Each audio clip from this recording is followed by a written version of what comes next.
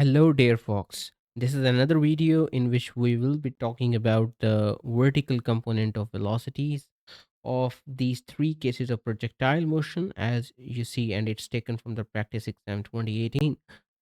So, you see the diagram of three projectiles which are thrown at the different angles, initial angles, and we have to compare their vertical velocities at that point just immediately before hitting the ground. Maybe you know it in a very beginning, but I will explain you in detail, drawing the graphs, trajectory, and as well as equation. So so let's see. So first of all, when you will throw the first at an angle 45, so this is the initial velocity. So before drawing the trajectory, I must remind you again that this is a free fall motion, and free fall motion in which motion it's a 2D motion in which the object is have a no acceleration in x direction and object have just negative g acceleration. So the path will be parabolic, and the path should be, just imagine it, this is the trajectory, whereas the initial vertical position was h0 for all of them. So talking about the first projectile, don't you think the ball have the both components, and we are only concerned about the vertical component which is upward, okay?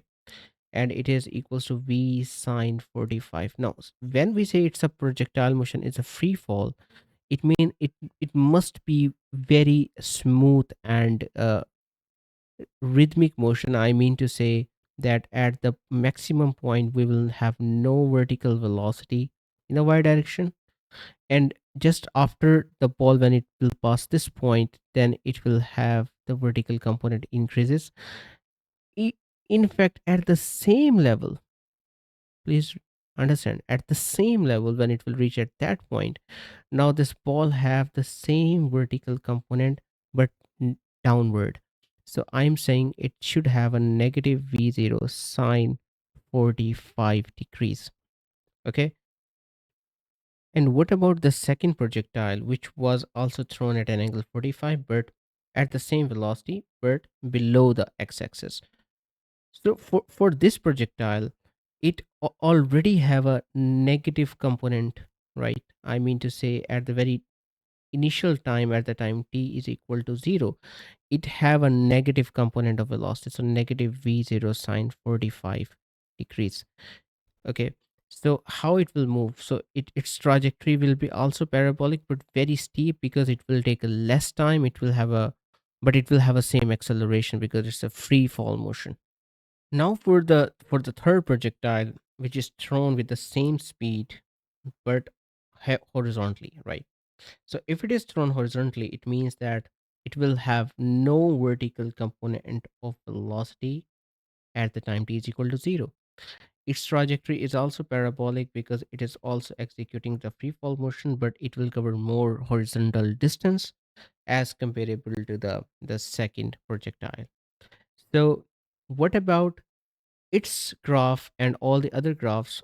I want to explain you that in all of these three trajectories, the one thing is common, and that is they all have the same change in position, which is equals to negative h0, because their change in position is equals to the final position, that is 0, which is on the ground, minus their initial position, which is h0.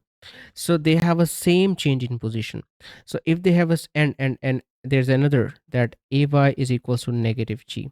So if we apply the equations of motion, so we are interested to know the vertical component of velocity, final vertical, so we can apply this equation.